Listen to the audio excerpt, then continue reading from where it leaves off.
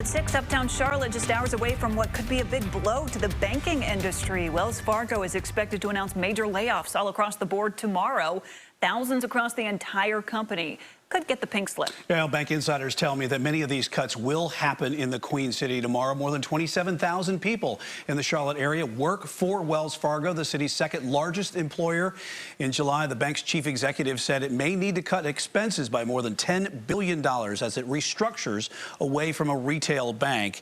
Well, and as I also talked with UNC Charlotte's economic professor today, John Connaughton, Wells is still trying to fix its image after a massive account fraud investigation in 2016. And you would have thought that when that happened, they would have taken a good hard look inside and made some substantial changes and done a lot of analysis of, okay, what's wrong with our management setup, and two, what's our overall plan going forward in terms of how we can be successful as a bank, not being able to game the system. And they didn't do any of that. What does that do for morale at a place like that?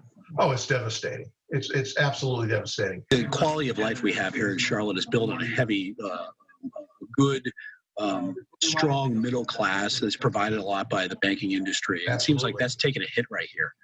Oh, yeah. I mean, you know, it's kind of a tale of two cities. On one hand, during COVID, most of the folks that are in this industry are able to work comfortably from home and still produce without much of a productivity fall off, if any productivity fall off. And now you run into the situation where you had this job which you thought was secure in a COVID environment, and all of a sudden the business model is changing and they're making a right turn and they're going in a different direction, and you get caught up in it, not for anything that you did, and it's going to be really difficult for those that lost jobs in this environment to go out and get another job. Now, Wells Fargo hopes the restructuring will put the bank in a much more competitive position, and that includes vacating a lot of office space around uptown. And once the cuts are made tomorrow, I'm told Wells will hold a town hall Wednesday to help rally the troops.